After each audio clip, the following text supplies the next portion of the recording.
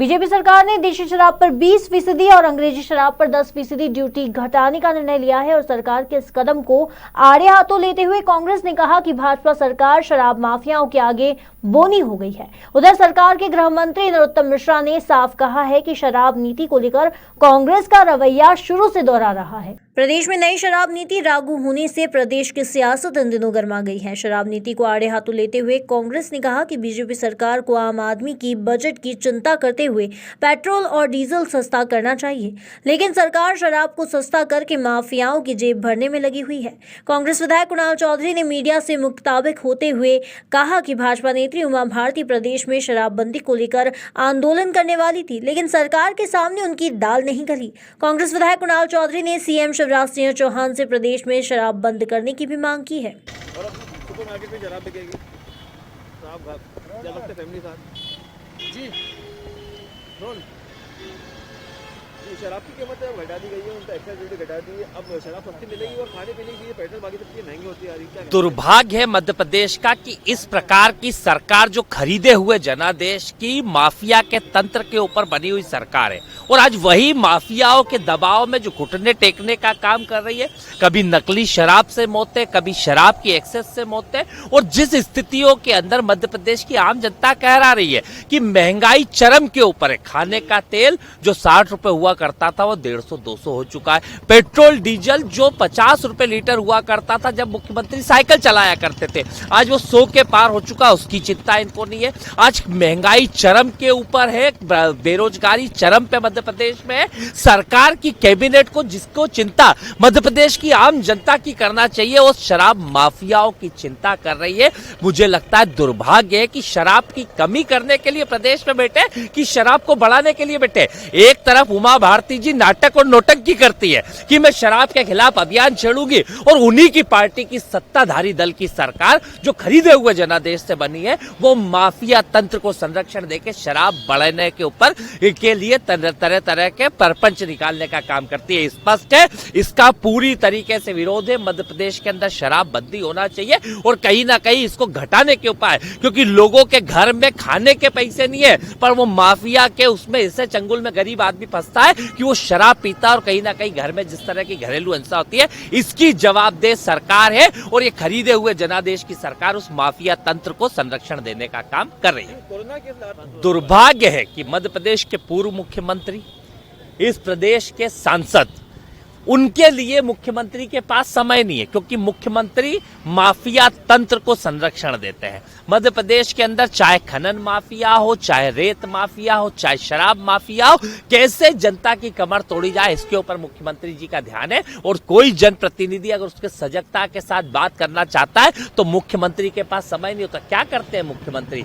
ये शराब माफियाओं के लिए संरक्षण की बात करते हैं कि रेत माफियाओं के लिए काम करते हैं? ये तय करे मुख्यमंत्री जी की सरकार काम किसके लिए करना चाहिए और किसके लिए काम कर रही है।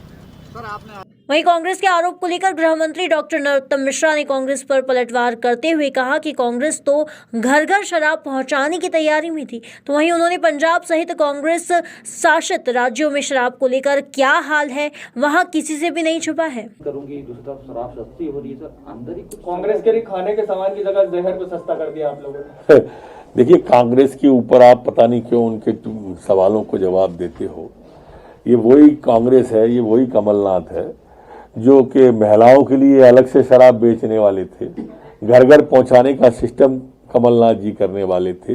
इनकी बगल में छत्तीसगढ़ की प्रदेश की सरकार है, वहां शराब का क्या हाल है। अब पंजाब में उनकी कांग्रेस की सरकार है, वह कांग्रेस में शराब का क्या हालत कर दिया, उल्टा पंजाब बना दिया है। ये क्या सवाल करेंगे कांग्रेस के? तो सर शराब से लेकर अपन देखें तो महिलाओं के अत्याचार सबसे ज्यादा इसी से होते हैं, शराब से। तो नहीं, ऐसा कुछ नहीं।